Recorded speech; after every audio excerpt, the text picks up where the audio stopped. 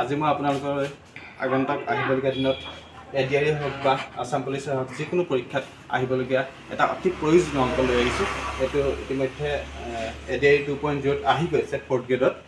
ইয়াত সুধিছে 1 আৰু 20ৰ মাজত থকা মৌলিক সংখ্যাসমূহৰ যোগফল। এতিয়া আমি জানিব লাগিব মৌলিক সংখ্যা কি বা 1 আৰু 20ৰ মাজত কোনবোৰ মৌলিক সংখ্যা আছে। এতিয়া প্ৰথম মই কৈ দিছোঁ মৌলিক সংখ্যা মানে হৈছে যিবোৰ সংখ্যাৰ উৎপাদক মাত্ৰ দুটা, এটা হৈছে 1 আৰু এটা হৈছে সংখ্যাটো নিজেই, সেই সংখ্যাবোৰ হৈছে মৌলিক সংখ্যা। প্ৰথম মৌলিক সংখ্যা যদি মই লিখোঁ, প্ৰথম মই মৌলিক সংখ্যা লিখিব লাগিব 2, কাৰণ 2ৰ উৎপাদক 1 আৰু 2 সংখ্যাটো নিজেই। ইয়াৰ পাছতে যদি মই লিখিব যাওঁ 2 পাছৰ মৌলিক সংখ্যাটো হ'ব 3, 3ৰ উৎপাদক 1 আৰু 3 সংখ্যাটো নিজেই। তাৰপাছত 4 মৌলিক সংখ্যা নহয়, কাৰণ 4ক 2ৰে হৰণ যায়। তাৰ পাছৰ মৌলিক সংখ্যা হৈছে 5। পাছত যদি এই মৌলিক সংখ্যা চাবলৈ যাওঁ, নেক্সট মৌলিক সংখ্যাটো হ'ব 7।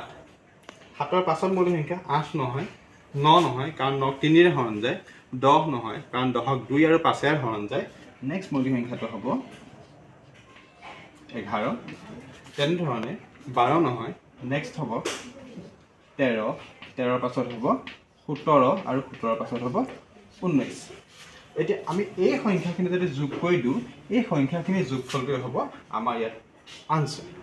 এই সংখ্যাখিনি আমি যোগ কৰিলে পাম 77। তাৰমানে আমাৰ ইয়াত শুদ্ধ উত্তৰটো হ'ব 77, অপশ্যন এ। নমস্কাৰ। যদি ভিডিঅ'টো ভাল লাগিলে লাইক কৰিব, যদি বুজি পাইছে শ্বেয়াৰ কৰিব। ধন্যবাদ।